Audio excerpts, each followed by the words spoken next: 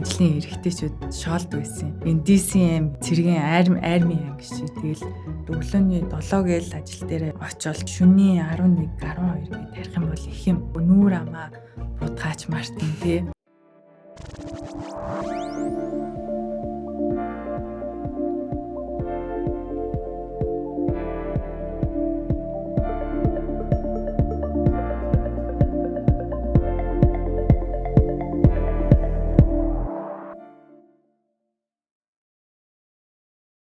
Сягийн өдрийн тэмдэглэл подкастаа үзэж байгаа бүх үзэгчтэй, сонсогчтой энэ өдрийн мэндийг хүргье. Яг одоо бид бүхэн студиэсээ шинэ дугаараа хүрэхэд бэлэн болсон байна.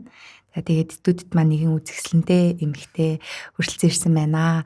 За энэ хүн болвол Frontier Strategies компани харилцагч хариуцсан гүйцэтгэх захирлаар ажиллаж байгаа Сангамаа гэж бүсгүй ирсэн байна. За подкаст маань тавтай морил.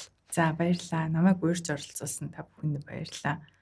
Тийм энэ номонд бас ингээд оролцсон тийм энэ подкастт оролцож байгаа хүмүүсийг ингээд харахаар дандаа миний хүндэлж ингээд бахархаж явдаг хүмүүс оролцсон байлээ. Тэгээ дунд нь ингээд намайг бас тоож ингээд оролцуулж байгаа та бүхэнд их баярлалаа. Миний хувьд нэр төрийн хэрэг байна.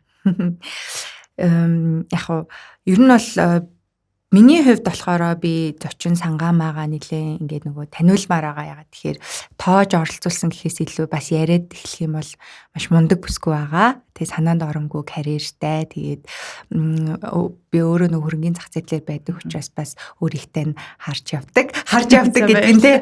Яг нөгөө амжилт карьер талаас нь те айгу хүндэлж явдаг учраас зочноор орж байгаад нас айгу баяртай байгаа. Мөн дээрээс нь нөгөө Монголд эмэгтэй захирлууд бас ховорхон байдаг учраас подкаст маань эмэгтэй зочин орж ирэхээр бас их баярлалдаг.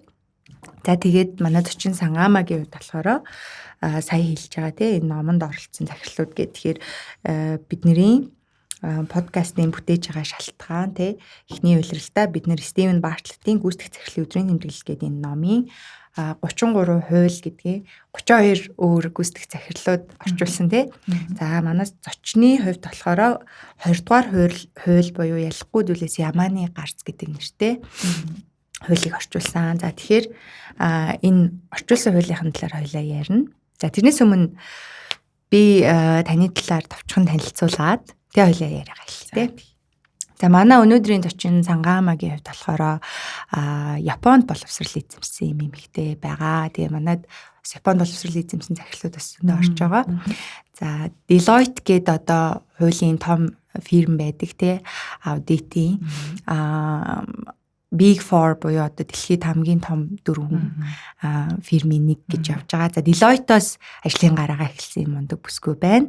Үргэлжлүүлээд ING гэдэг банкнд төлөөлөгч хийжсэн. За тэгээд MCS Investment-ийн хөрөнгө оруулагчтай харилцах албаны захирлаар ажиллаж байгаад одоо Frontier Strategies-ийн харилцагч хариуцсан гүйцэтгэх захирлаар ажиллаж байгаа. За одоогийн албан тушаал нь бол нэлээд том. Миний харж байгаагаар тэрний тэгэхээр Frontier Strategies бол ийм бүс нутгийн хэмжээнд бүр засгийн газрын түвшинд зөвлөх үйлчилгээ үзүүлдэг ийм компани байгаа тий хөрөнгө оруулалтын. За мөн бүр улсын хэмжээний том бондууд дээр зөвлөдөг. За тэгэхээр ийм хүнтэй ярих чагаа гэдэгтээ бол би ингээд баяртай байгаамаа. За хоёлаа яриагаа манай зочин Сангамаагийн хувьд болохоор Deloitte-оос ажлын гарах эхэлсэн байгаа тий. Тэгээд би сая дурдсанчлан Big Four буюу одоо дэлхийн хамгийн том 4 ийм аудитын компани нэг байгаа. За яаж тэр боломж олцсон гэдгийг соёлоо зүгээр ажлынхаа гоё замналаас эхлэе тий. Тэгээ.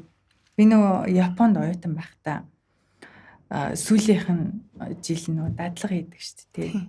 Дадлага хийхдээ нөгөө GE Capital буюу General Electric-ийн Capital гэдэг нөгөө санхүүгийнх нь хэсэгт нь компанид нь санхүүгийн дадлагжигч болоод орж исэн. Тэгээд яг тухайн үед чинь 2014-5 он байна уу тий. Япон Монголын эдийн засгийн хамт Economic Partnership Agreement тэгээд ингээд нөө том хоёр улсын засгийн газрын аюул том тийм форум болсон юм. Тэгээ Монголоос манай ерөнхийлөгч тухайн үед Элбэгт орж ерөнхийлөгч ирээд тэгээд Японы одоо нөө ерөнхий сайттай уулзаад ингээд аюул том хоёр улсын арга хэмжээ болоод тэгээд тэрэн дээр нь нөгөө би GE Capital төлөөлөд очоод тэгээд монголчуудад аягүй их танилцаад тэгээд тухайн үед одоогийн Монголын бизнесийн зөвлөлийн төмөн цагтахтай танилцаад тэгээд цаадах чинь надаас Монголд очиж ямар ажил хиймээр юм гэхээр нь би Big Four-т ормоор энэ танд хүн байгаа юу? Байгаа шүү дээ. Тэгэл Deloitte-ийн онцгой сүрэн захиралтай яриад тэгээд намайг анх нөгөө материалаа явууллаач гэдэг тэгээ явуулаад тэгээ ярилцлага энэ төр хийгээ тэгээ аудитор орж ирсэн.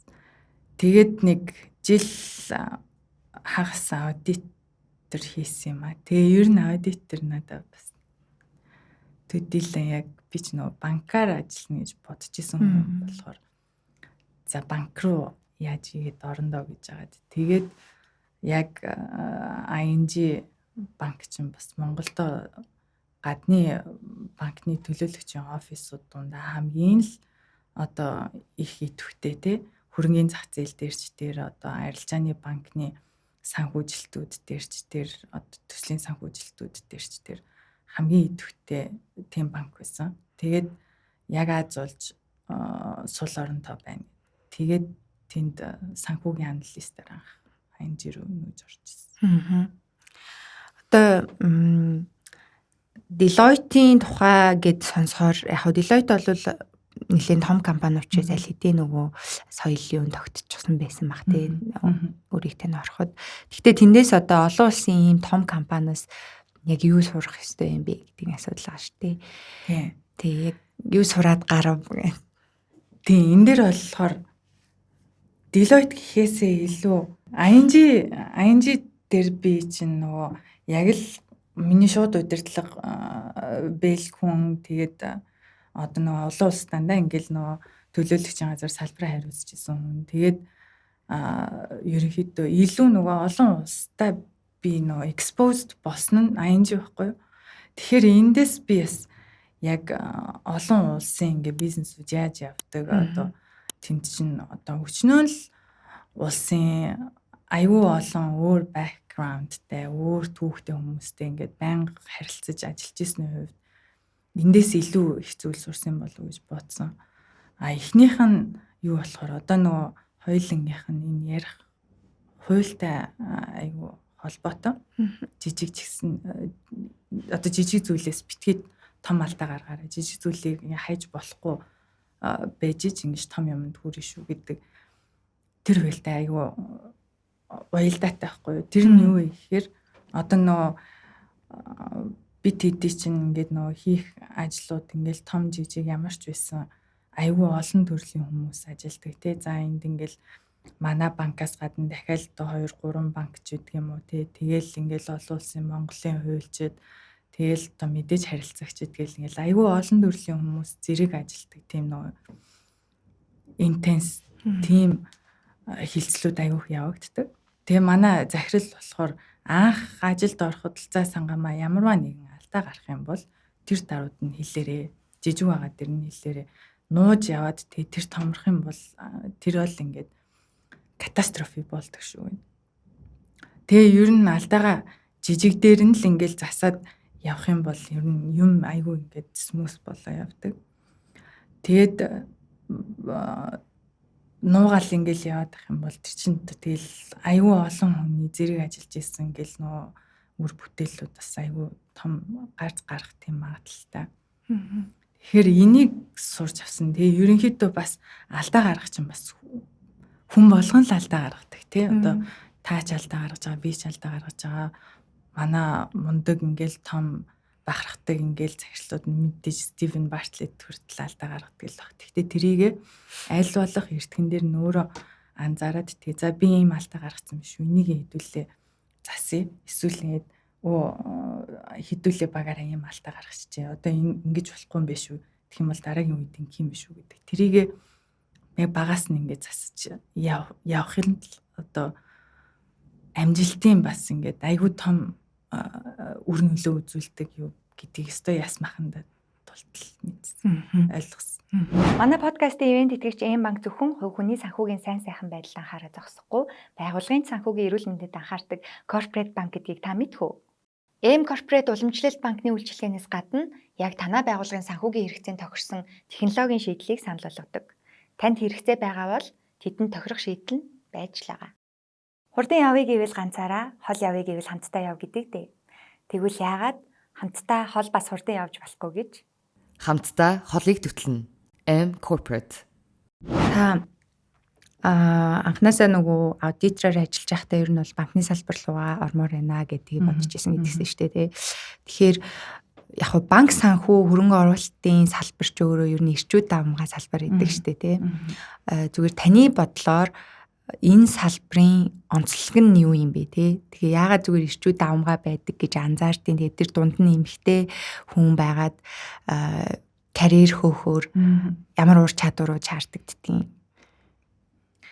Ер нь эмэгтэй хүн болохоор би бас нэг юм оюутан байхдаа нэг Ленин гэдэг Sheryl Sandberg-ийн бичсэн номыг уншиж ирсэн байхгүй. Тэр эмэгтэй хүн ингээл байглаасаа л ингээд нөө орчин тойрноо бусдаа ингээд халамжилдаг. Тэгээд бас яг өөрийгөө гэхээсээ илүү орчин тойрноо ингэж илүү яадаг. Тэгэхээр нөө өөрийнхөө ингээд би заавал ингэ шүү гэдэг тийм юм бас төдийлөн байдгүй урагшаагаа суудгүй. Тэгээд нэг тийм арай нэмхэн арьстай. Одоо нөө sex skin гэдэг чинь одоо монголоор ширэн нүур гэхээр бас нөө арай муугаагаар орчуулагдах гэдэг.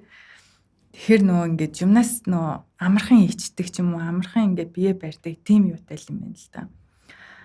Яг банкны салбарт болохоор ёстой тэгэл тийм одоо ширэн нүргүй байх юм бол бас хэцүү. Тэгэл ингээл би ингээд ийм явах гэд чинь ийм ажил гарах гэдэг хаа чи ингэж болохгүй штэ гэл ингээл хэрүүл уруул хийдэг ч үе байна.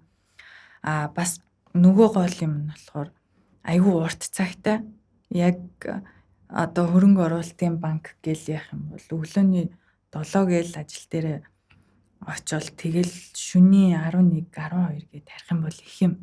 Тэгэхээр эмэгтэй хүн болохоор ингээл нөө байглаасаа л үгэд төрүүлээл ингээл яадаг болохоор бас байнга тэгээд яваад иж чаддгүй.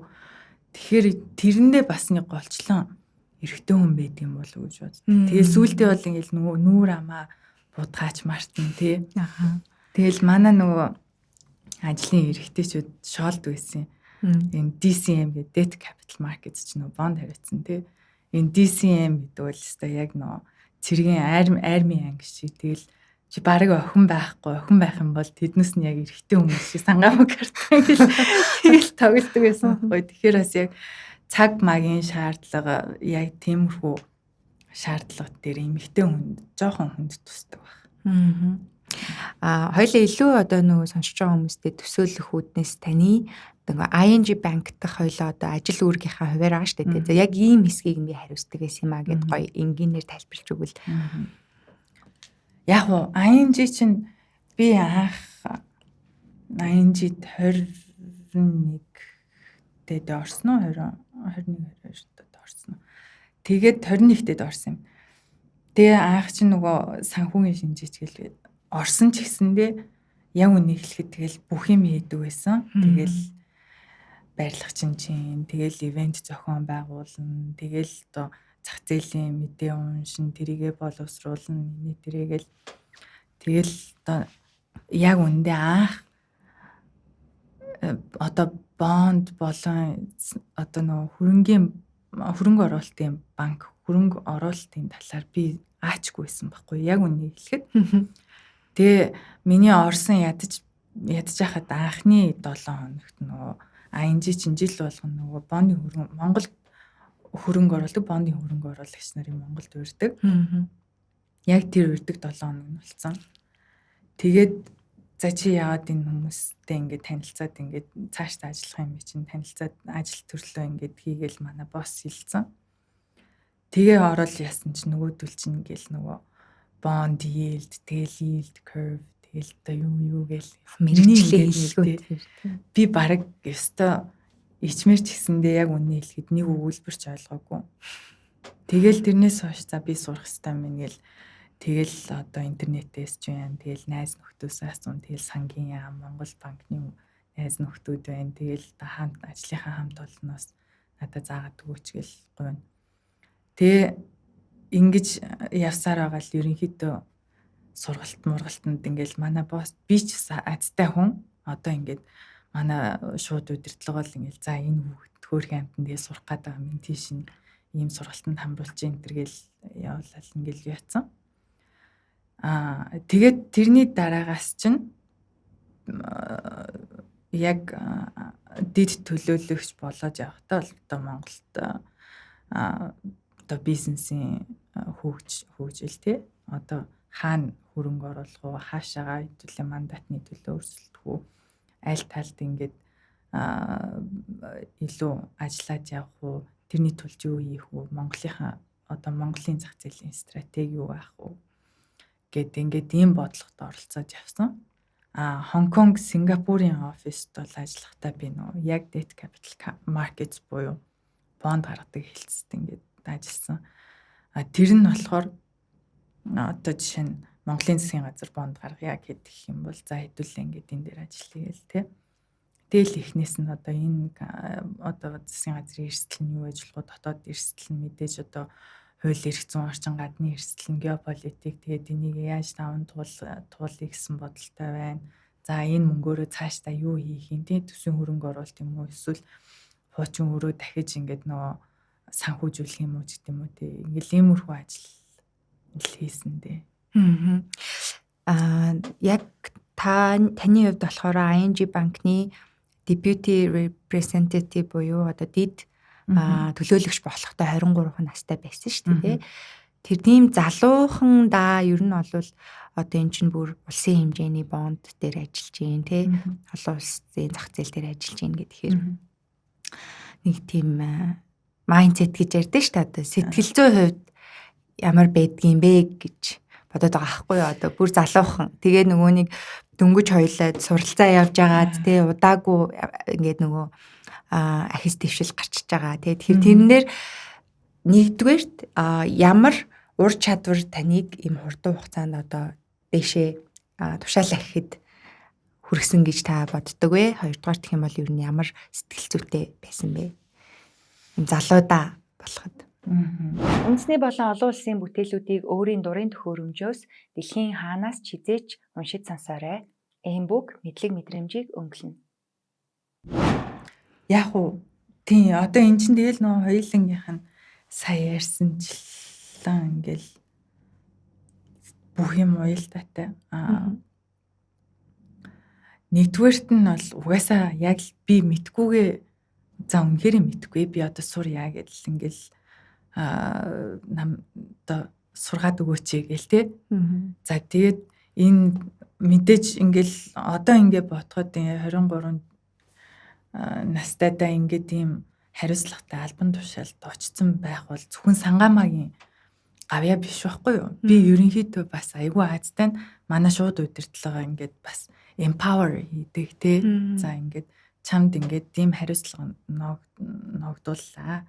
Тэгэд чи ийм сурах боломжтой, ийм хийх боломжтой. Чи одоо эднүсийг ашиглаж чадахгүй юу гэдэг надад боломж нь олгодог тий.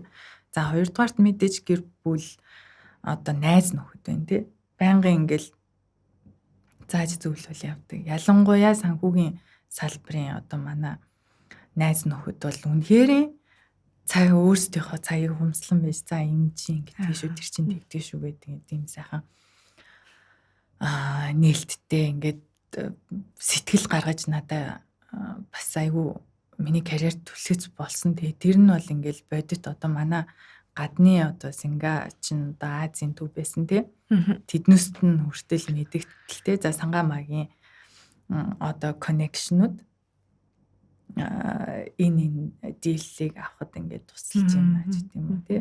Одоо энийг ингэж ойлгуулахад ингээд тусалж байна гэдэг тэр байдлаар бол ингээд намайг хүмүүс үнэлээд хэлсэн. Тэр бол одоо миний хэлгээд байгаа юм. Зөвхөн Сангаамаагийн хичээл зүтгэл биш. Одоо хавь ойрын хүмүүсийн өчнөөл ингээл хичээл зүтгэл хамт олон ч гэсэн тий. Одоо жишээ нь ING-д ингээл Синга, Хонконг руу очивол яхад бас яг ингээл боссууд нь би үнэхэрийн investment bank-ийг ойлгохгүй байна гэл тэнгүүт ингээл самбар дээр ингээл өөрсдөө тий завгүй хүмүүс шүү дээ тий. Тэнгүүт энэ ингэдэг байхгүй. Зүгээрээ би ч гэсэндээ залуудаа одоо энэ подкастыг сонсоход би захирал төрөөгүй штэ гэл ингээл хүмүүсийн хэллээсэн штэ. Тэрнтэй адилхан хүн болгон investment banker төрөхгүй. Тэгэхээр ингээл өөрсдөө ч гэсэн би ч гэсэн залуудаа би чинь ингээл 30 гарчаал ийшгээ орсон. Тэгэхэд ийм байсан. Одоо ингэж тэгж те. Одоо ингээр ингэдэг байхгүй, зах зээл ингэдэг байхгүй юу те. Одоо алтны үн ингээр ингээд төсд юм аа. Энэ ингээр ингэдэг ингээл бүх юмыг айгүй ингээл товч тодорхой заагаад өгсөн те. Тэгэл энэ амар сүртэй хэллэг чинь бол бас яг ингээл яг үнэндээ бол ийм л утгатай нэг зүгээр би тий сүртэл хэллэг ашигладаг байхгүй юу ч гэдэм үү тий. Тэгэл ер нь ингээл ойлгуулаад өгсөн. Тэгээ энэ болгоныг ингээд сураад явхад миний нэгдүгээр хувь хүний хөгжил, хоёрдугаар карьерийн хөгжил тий. Ингээд нэмэгдээ явхад надаа зүгээр бас шал өөр урам зориг өгч исэн. Тэгэл за ер нь нэштэй ямар ч хүн одоо над шиг юу ч мэдэхгүй байсан хүн хүртэл өдийн энэ хэмжээний юм сурахад болж байгаа юм чинь би цаашаа юу ч сурч болох юм байна. Хинч цаашаа ямар ч мэдлэг боловсрал шатлыг хуримтлуулж авч болох юм байна гэл ингээд өөртөө итгэдэг болсон тий. Тэгээ тэр чинь бас юм хүн өөртөө итгэл тэгээд ингээд карьерийн хөгжил тэгээ хав ойрынхтандаа нөлөөлж чинь бас амар цасан бөмбөлөг гэж байдаг шүү дээ тий. За би ингээл өөртөө итгэхгүй байхад миний хав ойрынхан манай хамт олон гэр бүл найз нөхөд надад итгэж чинь тэнгүүт би өөртөө итгэж чинь тэнгүүт хав ойрын хүмүүс надад бүр итгэж чинь тэгэхээр би ингээд өөрийнхөө бас ингээд удирдлаганд байгаа хүмүүсийг бас ингээд илүү дэмжих болцоо өгч чинь тий. Гэл ингээд энэ чинь бас томорч явдаг нэг тийм юу юм болов уу гэж би айгүй тэрнэр их баярлтیں۔ За та болохоор сая ярианда ING банкны миний удирдлага гэж айгүй олон дурдж байгаа шүү дээ. Айгүй ингээд надад тусалсан гэл. Тэгэхээр нэг ёсондоо удирдлагууд яг уу ерөөхдөө нэг тийм амьдралын ментор тийм нэг чиглүүлэгч маягийн болч үүрэгтэй байдаг шүү дээ. Тэгээ ихэнх удирдлага. Яг таны шууд удирдлага нь бол нэлийн тийм хүн байсан юм шиг нөлөөтэй тий үр нөлөөтэй байсан юм шиг сонсогдоод байна. Яг та бол нэг ганц хоёр юмнуудыг дурдсан. Гэхдээ би тэр захирлаасаа авсан хамгийн чухал 2 ур чадвар 2-3 ур чадвар гэвэл та юу ур чадвар магадгүй хандлах ч юм уу тий надад өгсөн тэр хичээлийн ийм гэдэг юм юм.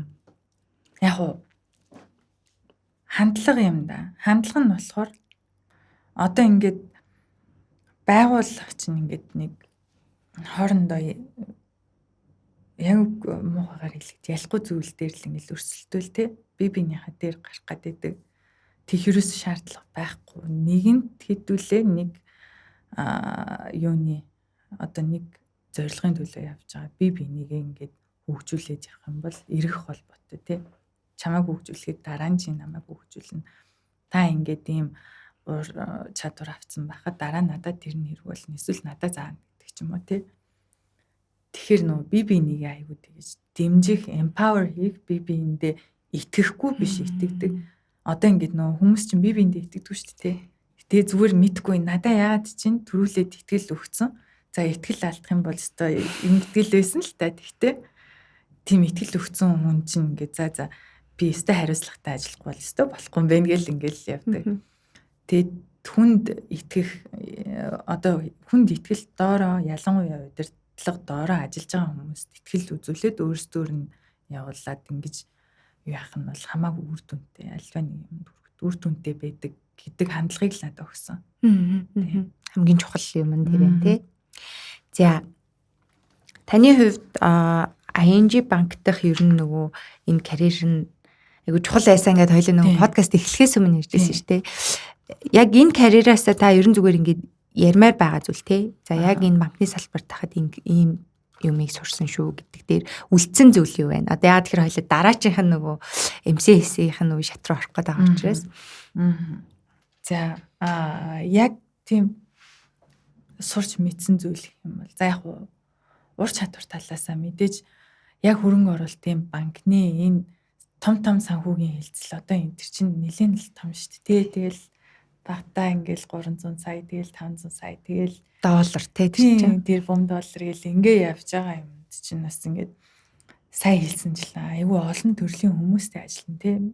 Магадгүй манай харилцагч нэг энэтгийн зис үйлдвэрлэдэг компани гэж болно. Эсвэл Монголын засгийн газар гэж болно. Эсвэл одоо Швейцарын нэг банк гэж болно тий. Тэг энэ болгоны нөө бизнесийг нь бас аюу судлана. За энэ хүмүүстэй ингээд хамтарч ажиллана. Хамтарч ажиллахдаа зөвхөн тэр хүмүүстэй биш. Тэгэл дахин өөр нөө банкуд тэгэл хуульчид аудитор ингээд сар 2 сарын хугацаанд ч юм уу эсвэл магадгүй 7 хоногийн хугацаанд ч юм уу энэ олон хүмүүстэй нэг баг болоод тий олон төрлийн хүмүүстэй нэг баг болоод ингээд ийм том юмыг хийж яана гэхээр амжуулна гэхээр чинь тэрэнд чинь бас аюу одоо цаг хугацааны хувьд жоохон дарамттай ч гэдэм үү тий эсвэл одоо эн чинь алдаа гаргах юм бол аюу том алдаа болчих магадaltaй учраас яг тийм одоо pressure гэдгийг дарамт гэх нь ч одоо юу гэсэн шахалтанд ингээд ажиллах тийм уур чадвар бас суралцдаг олон төрлийн хүмүүстэй яаж эвтэйхэн харьцах уу яаж бие биентэйгээ хамтарч ажиллах уу тэр талаар бас тийм уур чадварт суралцдаг. А нөгөө талаас мэдлэг их болно одоо нөө сая хэлсэнчлэн одоо манай харилцагч хин ч үж болно тий сантехникийн компани ч үж болно одоо ийм уул уурхайн компани ч үж болно Ямар ч салбар их байж магадгүй. ямар ч салбар их байж магадгүй тэг яг манай Монголд ч юм бол бонд гаргадаг тийм институт гэх юм бол мэдээж засгийн газар сангийн яам за хөгжлийн банк тэгээ арилжааны банкуд худалдаа хөгжил гуламт тэнтргэлэн явдаг. Энэ газруудын үйл ажиллагаа ирээдүйн стратеги тий үр зээлээ хэрхэн удирдах чинь энэ талаар бас аюул их тийм мэдээлэлтэй болдог. Ялангуяа одоо жишээ нь сангийн Монгол улсын засгийн газрын чинь бас аюул тийм тэр ингээ ажиллаад эхлэхээр одоо улсынхаа макро эдийн засаг хаашаа явж байна яг юун дээр хамааралтай байна гэдгийг амар сайн ойлголт авчдаг. Тэгэхээр энэ бол бас аюул том одоо мэдлэг ур чадвар болоо явдаг юм болов уу гэж ойлгодог. Баярлалдаг. За. Таны хувьд үргэлжлүүлээд ер нь бол MCS investment-д хөрөнгө оруулагчтай харилцах албаны захирлаар ажиллаж исэн дээ. Нэг жил хагас ч юм уу ажиллаж исэн. Тэгээд энэ карьер надаас яг би л их сонирхоод байгаа л ихтэй үзэгчтэй байгаа сонирхоод байгаа гэжлэхээр одоо investor relations буюу хөрөнгө оруулагчтай харилцах энэ хэсэгтэй энэ хэсэг бол айгүй чухал байдаг шүү дээ тий. Гэтэ айгүй нөгөө Монголд одоо ч шинхэн байгаа гэх юм уу ойлголт нь тий. Тэгэхээр яг ажилласан хугацааг нь харахаар таны хувьд бол бүр л ингээд шинхэн баргалжл ингээд хөрөнгө оруулалт талууд ойлгодоггүй байх үед ажиллаж эхэлсэн л гэж харагдаад байна л та тийм. За та яагаад MCS investment руу ингээд shift хийн гэж ирдэ штэ тийм ингээд ажиллаа солисон бэ? Тэр подкастын ивент итгэгч кафе Верняно. Яг тэр бол ястна чи аюу гоё асуулт. Яа тэгэхээр би тэрийг аюу боддtiin. Яг ингээд банкнд ажиллаад яхаар би ч ингээл анх ингээл хөрөнгө оруулалтын банк ч амар секс юм хэрэгжилтэй. Тэгэл ингээл ийш тийшээ ингээл тамилдаар яваал. Тэгэл банкирууд хуульчт мэлчттэй ингээл феномен хоогаал тий. Тэгэл чухал царайлал офис дээр ингээл би яг тийм амар хүсэл ямар гоё юм бэ гэж бодвол тэгээ өөрөө бас яг тийм одоо банкир болох цаашаа олдоод ингээл яхад бол яг тийм амар гламурous бол биш тий. Стено саяын ярьдгаар өглөөний 7-оос шөнийн 12 1-2 цаг хүртэл офис дээр ингээл компьютераар ширтэл ингээл нүрээ бодохч цаагүй хувцас солихч цаагүй ингэж суудаг байсан. Тэгээ яг уу за тэрэндээ биш. Гэтэ зүгээр сүулдэ ингээд надаа ингээд би клиентүүдтэй харилцагч нартай ингэж жоохон хатаархаж хэлсэн. За. Тэр нь одоо юу вэ гэхээр ингээл бид эдийн хувьд ингээл мөнгө төрөв босгох тий одоо хөрөнгөний босгох бол ингээл өдөр болгон л ингээл хийдэг ажил. Тэнгүүт манай харилцагчд болохоор за яана одоо ингээд 500 сая доллар босгочлаа энэнгээрээ бидгээд одоо ийм юм байрна тий ийм дэд бүтцийн ийм төсөлтөө нэмэр болгоно тэргээл ингээл амар гоё тийм плантай. Тэг би ширээний нөгөө талд суугаад тийм гоё хөгжлийн төслүүд дээр ажилламаар санагддаг байсан. Тэгээд MCS-д орсон. MCS чинь бас тэгээд Монголын түүжээлэх тий салбартаа ингээд хамгийн мундаг ингээд бизнес тэгээ залуучуудаа хөрөнгө оруулна, нийгэмдээ хөрөнгө оруулна, одоо дэд бүтцтэй хөрөнгө оруулдаг ийм компани болохоор би үнэхээр ингээд айгүй орохыг ингээд сонирхоод орсон. За тэгээд хэлжсэнчлэн та тэр бүтээн байгуулалтууд руу орж ажиллаж чадвуу яа. Төсөөллөөс нь зөрвөө. Ийм баггүй. Би чи нөгөө яг л ийм бонд хөрөнгө оруулалтаар дагнсан болохоор бас яг ингээд төслийн юун дээр шууд ингэ шифт хийж чадахгүй тий. Тэгээд тэнгуут чинь бас ингэ миний ажиллаж исэн натур чинь л ингээл байнгын л ингээл нэг янз бүрийн хилцлүүд дээр ажиллаад ингээл юу яадаг. Тэнгуут чинь бас яг компаниудын хувьд чинь болохоор тэр чинь өдөр болгон тийм юм санхүүгийн том транзакшн дээр ажиллахгүй жоохон тийм удаад байсан. Тэгээд тэр бол яг би зүгээр миний хувийн натурт арай жоохон нийцэхгүй болоо. За би буцаад ер нь санхүүрөнгө оруулалт руу явлаа гэх. Тэгээ ер нь гэхдээ би бол MCS айгу баярлалдаг. Тэгээд яг энэ надад завшиныг олгож өгсөн миний шууд удирдлага мега захирал тий ер нь мундаг залуучуудаа ингээд ажиллах боломж болцоог ингээд өгдөг энэ MCS-ийнхэнд бол дандаа л баяртай. За мега захирал ер нь бас удахгүй зочноор орох гэж байгаа.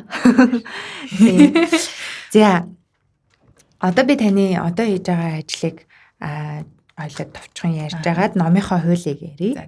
Одоо болохоор та Frontier Strategies гэдэг компанид ажиллаж байгаа. Тэгээ харилцагч хариуцсан гүйцэтгэх захирлаар ажиллаж байгаа. За энэ бол айгүй бас том компани. Би нөгөө подкастын эхэнд дурдсанчлан тий мөн улсын хэмжээний одоо бондууд дээр зөвлөж ажилладаг гэд хэлсэн байгаа. За тэгэхээр ер нь бол юу яадаг л та яг ийм одоо таны хэлчээр банкирийн карьерийн замнал гэдэг чинь бол одоо тэгэл энэ салбарынхны тэгэл мөрөөдөл шүү дээ тий ингээд том хөрөнгө оруулалтын дийлүүд дээр $100 сая $1 тэрбум доллар гэж яригдал авчдаг тий. За Frontier Strategies дээр та хэлсэнчлэн буцаад би нөгөө хөрөнгө банк санхүү руугаа явлаа гэдэг ингээд мэдрээд очсон гэдэг байгаа шүү дээ. Тэгэхдээ одоо хийж байгаа ажил нь нөгөө ING банкнд хийжсэнтэй төстэй гэж ойлгов.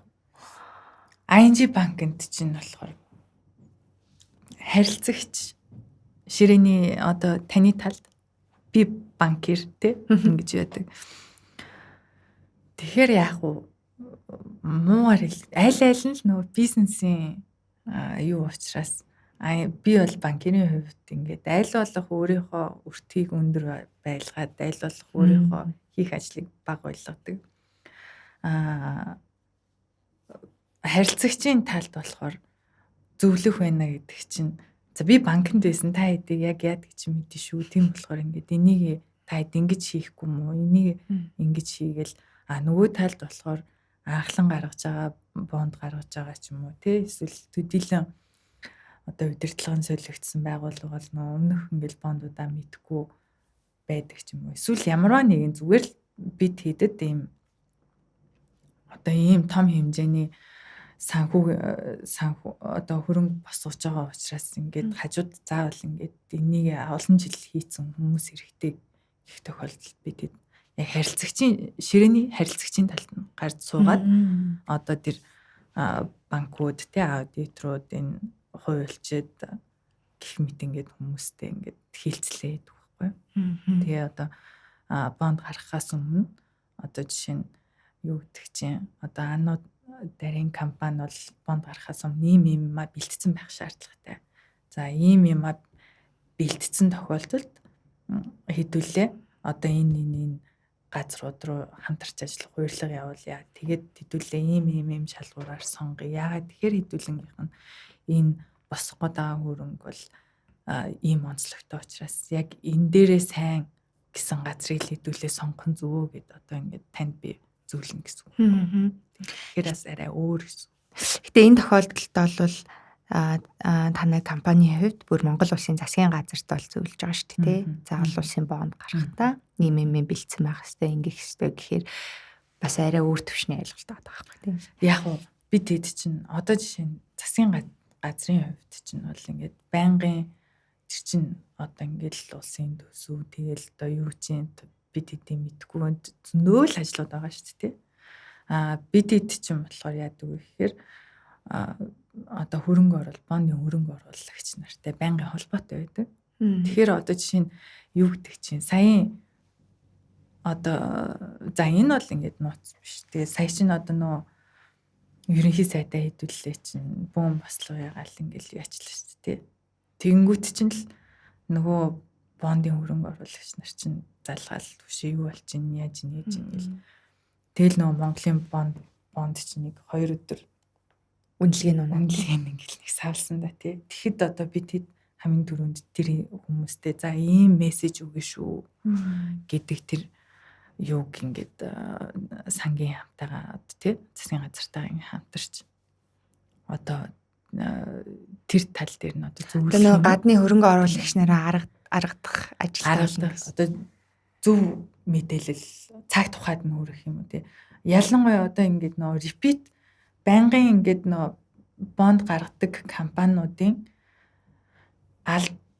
одоо нөгөө үнэлгээнд дээр савлдаг гол алдаа нь болохоор нөгөө байнгын хөрөнгө оруулагч нартай нөгөө мэдээлэлээ өгдөггүй мартчихдаг байхгүй юу. Одоо та бол бас investor relations талдаа одоо хөрөнгө оруулалт талдаа нэлээд ажилласан хүн болохоор та энийг мэдж байгаа. Тэгэхээр тийм тий яг тэгэхээр одоо цаг тухайд нь л за бити сайн зураад Монгол бол ингээд одоо чинь Орос биш тий. Орос байсан бол ийм бослог гарахгүй шүү дээ. Манайх чинь ийм арчилсан улс тийм болохоор ингээд эн чинь бол self correcting mechanism тий. Өөрийнхөө алдааг засаж байгаа ийм ардчлалын юу учраас энэ дээр бол санаа зовох юм байхгүй гэдэг ч юм уу тий. Нэг тий хамгийн зөв тайлбарыг олж өгөх тий. Тийм. Гэх мэтчлэн яг иймэрхүү хөрөнгө оруулалтын бол бүхий л юм дээр манайх ингээл туслалцаа үзүүлээд явдаг юм да. За саяны жишээнээр бас нэлээд дэжгүй ойлгоцсон байх гэж би бодож байна. Үзэгчтэй. За таны хувьд би нэг зүйлийг дуртахаа марцсан байна. Тэр нь Art Life компани төлөөлөл өдөрт зөвлөлийн хараад бус гишүүнээр ажиллаж байгаа тий. Ер нь одоо ингээд сонсохоор болохоор угаасаа л одоо энэ дэлхийд даяараа энэ хөрөнгө оруулалтын банкир гэдэг хүний ажлын ачаалттай байдаг гэл ерөөхдөө нөгөө хувьсгалын амьдралд ингээд тий хувийн амьдрал бараг жоохон амжихгүй ч юм ингээд байдаг гэл сонсогддог нийтлэг гэх юм уу. Тэгээд тэнгуү та одоо яг frontier strategist айгуу том алба хашиж байгаа мөртлөө дахиад одоо нэг компани тузын хараат бус гişүүн ч юм уу тий. Ингээд ийм олон ажил яаж амжуулдаг вэ гэдэг нэг асуулт гарч ирдэ штэ хүмүүст. Яаж менеж хийдэм бэ?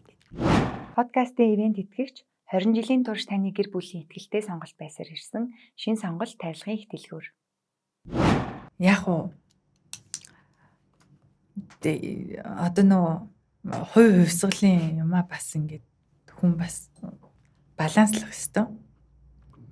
Бас хит одоо жишээ нь би бол ингээд яг одоогийн байдлаар хувийнхаа амьдралдаа илүү цаг аваад хувьсгалын амьдралаас жоохон хойш сууж байгаа. Яаж вэ гэхээр одоо энэ Frontier Strategies-ийн манай партнер Florian өөрөө мэдж байгаа тийм. Тэгээ энэ хүнтэй ингээд за би энэ дээр би үнэхээр хувийн шалтгаанаас ч юм уу те би эсвэл энэ дээр би орж чадахгүй энэ дээр ингээд дүүр хүнтэй ингээд ажиллах. Энэ дээр бол заавалчгүй миний шаардлага гарч байгаа юм чи би энэ дээр ингээд оролцоод явъя гэж бас ингээд одоохондоо болохоор би нөө бүр ингээл нөө ING, MCS энтрийн том компани ингээд нөө байнгын албанд тушаал ихээсээ илүү ингээд партнершипд орчхоор арай флекс уян хатан байх тийм нөхцөлтэй болчихж байгаа юм л та. Тэгэхээр яг бас нөө яг нэг хувьсгалынхаа юу баланслж байгаа л одоо миний юу юм да гэж давхар одоо өөр зүйлүүд хийх бас боломж гаргагдсан байгаа гэсэн үг юм шүү дээ тий. За төлөөлөл өдөртөх зүйлийг хараад бус гişүүн гэхээр бас хүмүүс маань зарим хүмүүс мэддэг байх, зарим хүмүүс мэддэггүй байх тий. Хараад гişүүн яадیں, хараад бус гişүүн яадیں гэдэг ч юм уу. Тэрэн дээр таны яг энэ одоо Art Life дахь тузын ажил үүрэг одоо бид ямар сонирхол ямар байх вэ? За яг альва компани хараат бус тузын гишүүн байна гэдэг чинь хараат бус хэр чинь тухайн компаниас томилогддог одоо яг томилогдсон тухайн компанид бол харьяалагддаг гэсэн үг шүү дээ. Тэр утгаараа илүү compliance, risk талдаа илүү ажиллана. За энэ одоо хэдүүлээ чинь бол ийм журмын дагуу ажиллана гэсэн яагаад энэ дээрээ яг энийгээ барьж ажиллах ёстой гэдэг утгаараа арай хараат бус жоохон хяналт тавина тий. хяналт тавих тэр функц нь илүү юм болов уу гэж бодож байна. Тийм яг уу хараат бус гişүүн чинь бас тэгээд бас миний нөгөө бусад ажиллаж исэн туршлагуудаас оролцдог л баг л та. За сайн цангаамаа чинь энэ ийм газруудад ажилласан болохоор одоо энэ дээр илүү хяналт тавих та ийм ол улсын стандарт барих юм чи ингээд ингэж яад үнэлдэг баг. Тэгээд тэр нь хөрхийн төлөөл ажилладаг. За баярлалаа.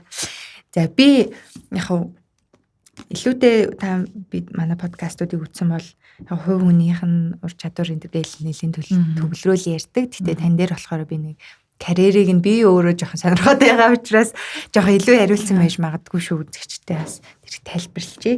За одоо бид хоёр юу ярих гэж байгаа гэхээр Стивен Бартлтын гүйцэтгэх зэрэглэлийн өдрийн тэмдэглэл бизнес амьдралын 33% гэдэг номыг Nepco Publishing бол аль биесны хэрэгтэйгээр хэвлэн гаргасан. Тэгээ энэ хүн ном болвол бүх номын дэлгүүрүүдэд зарагдчихж байгаа. Тэгээд мөн M-book тэр аудио хэлбэрээр байрсан байгаа. Тэгээ энэ номын хувьд болохоор эхэнд бас хэлсэнчлэн 33%-ийн гэхдээ 32%-ыг нь 32 өөр захирлууд орчуулсан юм аа. Тэгээд энэний 20 дугаар хуулийн тухайд ялахгүй зүйлээс Ямааны гарц гэдэг хууль дээр та орчуулсан хуулийнхаа тухай бид нарт ярьж өгөөч гэж байна. Тэгээ айгүй гоё монголчлоод нэр өгсөн байгаа шүү дээ. Ялахгүй зүйлээс Ямааны гарц гэдэг. Тийм яг уу энэ хоёлаа сая ярьсан шиг ингээд ерөнхийдөө систем ингээл янз бүрийн процедур ингээ явхад жижигхэн алдаа гарахад тэндээсээ ингээл нэг багсаал зайн амар холтол ингээ яваад идэг. Тэгэхээр тэр алдааг гарах боломжийг битгий олгоорой гэдэг ч юм уу те. Эсвэл нөгөө талаараа бүр ингээд өөртөө жижигхэн ингээл ахиц дэвшил гаргаад байхад одоо таны trajectory ингэж явах байсан чи ингээл холдол дэвшлээд байдаг те гэдэг тэр хууль юм болов гэж яасан. Одоо энэ нэг Tiger Woods чинь одоо ингээд өөрөө аюу мундаг амжилт гаргасан хэрнээ цохилтоо би сайжруулна. Гэхдээ цохилтод та сайжруулчаад юусоо ямар ч начин та тэндээс хойш амжилт гаргасангүй шүү дээ.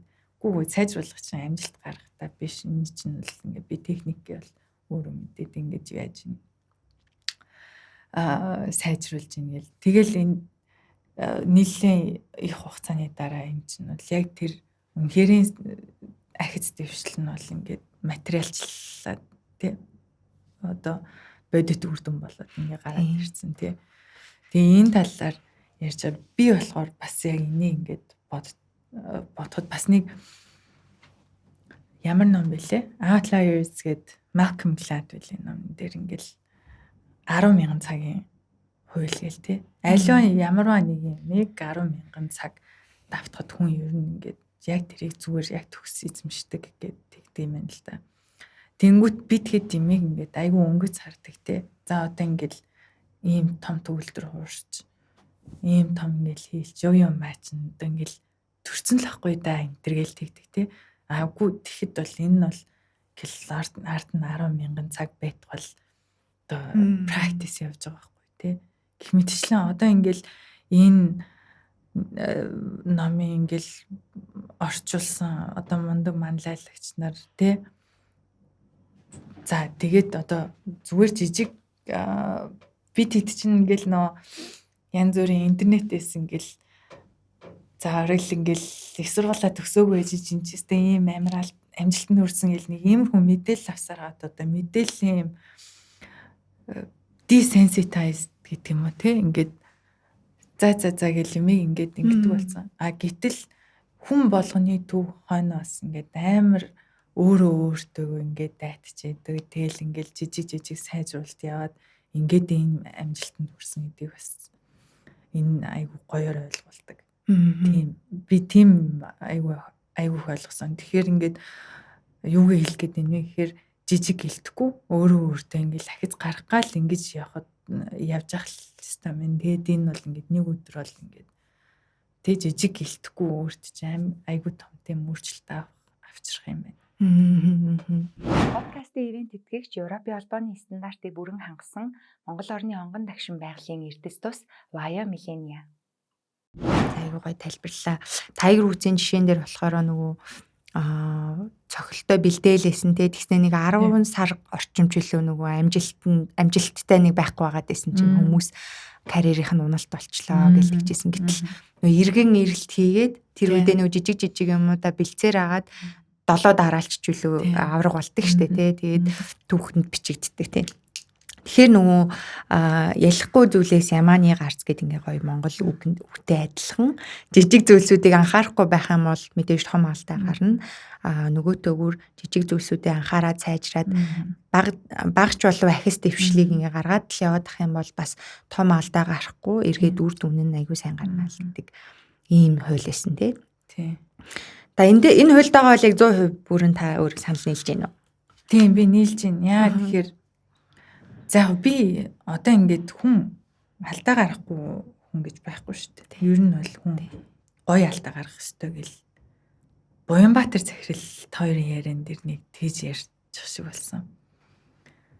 Тэр бол өстой яг үнэ. Одоо жишээ нь би чинь багасаа аав ээжтэйг айгу дутна ингээд зүтсэн. Тэгэл одоо хүртэл би ингээл янз бүрийн алдаа гаргахтаа тэгэл яна би ингэчлээд яна гэл тэг бараг л үйлж унжаал юм болчихдог. Тэгэл гэрхэн сагаа мочиж залуу хүндээ залуу байтгаа хөшүүн хүн ч гэсэн алдаа гаргах ирэх байгаа. Тэгэл гол нь тэгэл яна алдаа гаргачлаа гэл үйлээд ингээл өнгөрснөө хараад үйлээд тахгүйгээр ингээл ирээдүйд чи одоо тэгэл яаж наад алдаагаа дахиж гарахгүй байгаад энийгээ засаад илүү өөрчлөлт хийгээ явах юм чи тэрийг бодолтой гэл тэгдэг. Сая одоо жишээ нь сүулт ч гэсэн бас нэг алдаа гаргаал тэг нэг юм дээр фейлтэл яхад одоо гэр бүлтэйл одоо хань ижил энэ хүмүүс чи ингээл чи одоо энийгээл яаж одоо цаашаа засах хүн алдаа гаргаж ил таарна штэ энийг ингээл засаад тэр одоо нөө self correcting system л гэдэг штэ тэ тэр өөрийнхөө алдааг одоо онцлоод тэгээ тэрийгэ засаал явах чинь бол хүний амжилтын нууц юм болов уу гэж бодод. Тэр self correcting system гэдэг гиснээс бас тэр нэг Yuval Noah Harari гэдэг том зохиогч юм уу тийм номын зохиолч тийм. Тэрний хамгийн сүүлийн Nexus гэдэг номон дээр бас яг тэгж гардаг байхгүй юу. Тэг яг өөр ном ярьч л та хальт тийм. Тэрэн дээр юу гэхээр нөө self correcting system нутагшуулсан альва нэгэн зүйл одоо зүйл гэдэг нь би яа зүйл гэж юм гэхээр бие организм хүртэл за тэгэл компани гэр бүлийн харилцаа тэгэл бүр улсын засаглалын хувьд хүртэл хэрвээ өөртөө self correcting mechanism суулгасан бол илүү уян хатан байгаад альва нэгэн одоо алдаа ч юм альва нэгэн эрсдлийг давж гарах магадлал нь өндөр байдаг юм л дээ.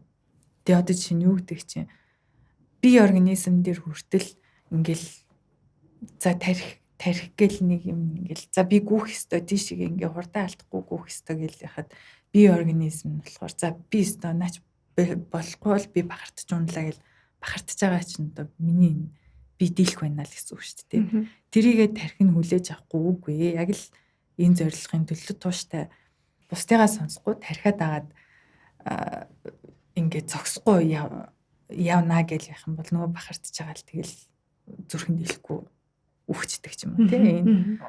Тэгэхээр биений self correcting system чинь яна би бахартаад тийш одоо энэ зүрхчин өстө нэр дийлэхгүй байна гэл ингээл зүрхэн цогцлол ингээл яадаг. Тэрнтэй адилхан бас одоо энэ улс төрийн жишээ бол одоо жишээ нь сая залуучууд нь ингээл ягаал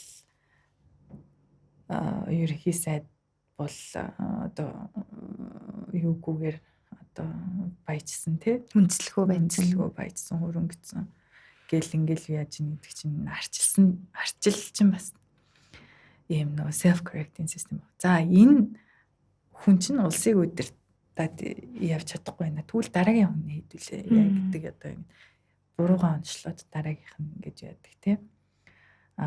Тэгэнгүүт одоо жишээ нь би саяхан Чернобыль гэдэг нөө юу series-ийг үзлээ л. Тэгэнгүүт чинь одоо тийм коммунист тийм дэглэм бол одоо үгүй манай одоо улс хизээж буруу юм хийхсгүй алдаа гаргах ёсгүй гэл тэгэнгүүт нөгөө Чернобыль хав тараал тэг үгүй манайх буруу юм хийгээгүй зүгээр л эн чинь бол нэг жижигхэн доголдол байсан тэгээд ингээд болоогүй гэл ингээд хав дарснаас болоод өчнөө ингээд хүмүүсийн амнаас ингээд хохирсон тий.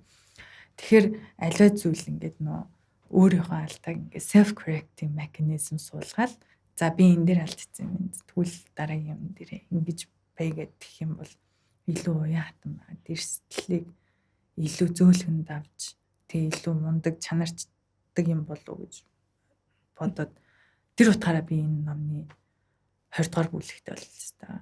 Аюу санал нийлж байна. Подкастын хамтрагч Sennheiser брендийн албан ёсны дистрибьютор Global Smart Solution. Global Smart Solution нь Sennheiser брендийн мэрэгжлийн болон энгийн хэрэглээнд зориулсан аудио тоног төхөөрөмжийг Монголд албан ёсоор нийлүүлдэг. Студ, подкаст, тайз дэлгэцийн хэрэглээ, систем интеграцийн шийдлүүд гээд аудиотой холбоотой бүх төрлийн шийдлийг нэг дороос авах боломжтой. Тэгээ орчуулахад сурамтай л байсан юм шиг сонсогдож байна тий. Саяны санаанууд бол айгүй чухал санагдлаа. Би бол яг үдчихэж байгаа хүмүүс бол шууд гой хүлээж аваасай гэж бодож байна. Яг за гээд тэгээ айгүй гой ойлгомжтой бас тайлбарлаж өгсөн баярлалаа. За баярлалаа. За подкастын маань одоо сүүлийн хэсгүүд яадаг вэ гэхээр нэг юу байдаг. Ивент итгэгчийн маань нэг асуулт байгаа. Тэр нь болохоор манай подкастын ивент итгэгч Милена байгалийн эрдэс дуустай ямар компанид ажил явуулж байгаа хэрэг нөө Untouched Core гэдэг тийм компанид ажил явуулж байгаа. Тэгээ тэрний хүрээнд бид нэр зочныхоо одоо тэр бусдын таны тухай бусдын мэдхгүй тэр хүрээгүй одоо авьяас чадвар, ур чадвар, бизнес юу ч хийж болно те. Нэг тийм зүйлээ хуваалцаач гэсэн. Олон хүний мэддгүү таны тийм зүйл байна. Авьяас чадвар гэхээсээ илүү зүгээр хобби юу ч хийж болно тийм.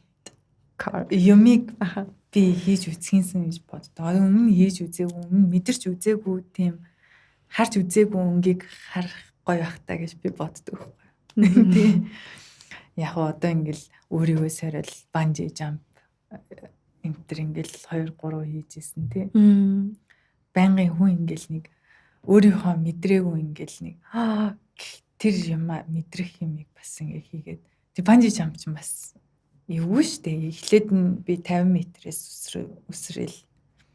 Тэгээ яг ингээд платформ дээр гараад тэгээс за би өстэй хизээч өсөрч чадахгүй мэн гэд нөө араас нөгөө өсрүүлт өмнө шиж өсрөөч. Гүг би ер нь байлаа. Би мөнгө буцааж авахгүй гэхдээ би зүгээр чадахгүй байна. Тэгэл тэгсэн чинь намайг ингээл түлхсэн. Тэгээд тэр бол ингээд амар анхудаа би банжи жамп. Тэгээд тийм амар гой мэдрэмж бас. Тэгээ би энийг хийж чам чи ер нь гэж юм чадах юм байна гэл нэг тийм юу болсон. Тэгээс хүн бас тэгж бас бодоход бас тодорхой хэмжээний пуш хэрэгтэй л юм байна. Тэгээд шууд уу. Тэгэл би зөв байл юм байл гэдэгс чи тэгээд наа түлхсэн шүү дээ. Тэгэхээр бас нэг тийм түлхэлт бас хүнд хэрэгтэй байдаг юм бэл. Би бол өөрөө яг үнээр анхудаа болж чадахгүй л байсан юм. За подкастын маань бас нэгэн гоё хэсэг одоо эхэлж байна. Тэр нь болохоор ийм жижигхэн өөрхөн хар дэвтэр байгаа. Подкаст маань энэ дээр таны өмнөх зочин танд зориулаад юу яадаг? Асуулт үлдээдэг. Тэгээ тэр та бас дараагийн зочинд асуулт үлдээн. Тэгээ энэ асуулт бол нөгөө яг энэ дугаар дээрээ л задарч байгаа гэсэн. За таны өмнөх зочин MCS Group-ийн дэд ерөнхийлөгч асан улсын хурлын гишүүн их төвшин танаас ингэж асуусан байна. За хамгийн хайртай нэг хүнийхээ талаар ярина уу? Манай ээж. Ер нь гэхдээ хүн болгоны л ихэнх хүний л хамгийн хайртай хүн нээж л гэдэг та тий. Ерөнхийдөө ингээд манай ээж аюу зөөлхөн ч гэсэндээ үнэхээр яг зөөлхөн харагддаг хүмүүс зөөлхөн гэж байдаг ч гэсэндээ хамгийн хатуу үедээ ингээд ёстой эрэгтэй хүнээс л хадж болох шиг нөмөртэй тий. Ээжтэй ингээд хамаг зовлонгой яхад ингээд за ээж байхад л ёстой бүх юм яадаг. Ер нь бас ингээд миний өөртөө ихтэй байдаг юу бол тоо манай аав ээж юм да. Тэгээд ямар ч үе дарагш ёстой ингээд юу ч ингээд нэг навс ундаг үед шүү дээ. Тэр үед ингээд өргөөл авдаг юу чинь тэгэл тоо safety net гэдэг те ямар ч үед байдаг тийм юм чинь л хүний эцэг тийм болохоор энэ л энэ да. Подкастын хамтрагч ертөнцийг таних хөтөч Nepco. За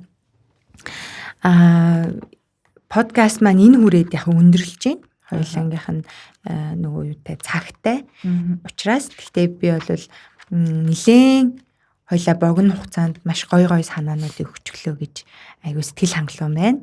Тэгээд та болохоор энэ дэвтэр дээр дараачийн зочиндоо бас асуулт үлдээгээрээ тэгээ энэ дараачийн зочноосоо асуугаад хариулахыг нь бас үзээрэй. Тэгээ бидний урилгыг хүлээж авч ирсэн танд маш их баярлалаа. Бид үзэгчтэй ер нь бол таны талаар нэлээд бас мэдээлэл өгсөн байх гэж найдаад байна. Яг тэгэхээр манаа нөгөө зарим оролцож байгаа захирлууд нөгөө захирал болгон ч нөгөө сошиал медиад идэвхтэй байдаггүй ч юм уу те. Байнгын одоо нөгөө юу хийгээд явж байгаа ил яриад байдаггүй захирлууд бас байдаг. Тэгээ түүнтэй холбоотойгоор ингээд сонсч ээж л мэддэг те. Яг юу хийдэг хүн юм бэ гэдгийг. Тэгэхээр урилгын маань хүлээж авч ирээд өдрийн тэмдэглэл лээсээ хуваалцсан баярлалаа. За та бүхэнд бас нэр намайг ингээ урьсан бол миний хувьд бол нэр төрийн хэрэг. Хоёрдугаарт болохоор за Буянбаатар захирал Nepco-гийн хамт олон Баабургай, Цэнтогой, Буянбаатар захирал энэ номын бизнес гэдэг бол одоо ингээд нийгмийг синхруулэх, соён гэгэрүүлэх те энэ ажил учраас яг энэ подкаст болон одоо яг энэ одоо кампайны гол юм болохоор бас нийгэмдээ эерэг нөлөө үзүүлээсэ гэж урьсан байх гэж би бодсон. Тэгээд өөрийгөө чадлаараа л ингээл нөө олон хүмүүсээс сурсан мэдснээ л ингээ хэлэх гэж хичээлээ. Тэгээд хэрэг болох нийгэмд нэрэг болох юм бол миний хувьд нэр төрийн хэрэг болно. Баярлалаа. За баярлалаа. Бид бүхэн ээлжид дугаараараа Шогийн өдрийн тэмдэглэл подкаст ээлж дугаараа нэгэн үзэсгэлэнтэй маш мундаг карьертай бүсгүйтэй ярилцлаа. За миний бас эмгтэй краш гэж хэлж байна. За баярлалаа. Тийм. За тэгээд энэ хүртэл дуустал нь үзэж байгаа, сонсож байгаа бүх хүмүүстээ маш их баярлалаа. Тэгээд дараачийн Шогийн өдрийн тэмдэглэл подкастын шинэ дугаараараа эргээд уулзъя. За тэгээд зочныхоо бас дараачийн зочинд асуух асуултаараа эргээд уулзъя. За тэгээд дараагийн дугаараар дахин уулзтлаа. Түр баяртай баярлалаа.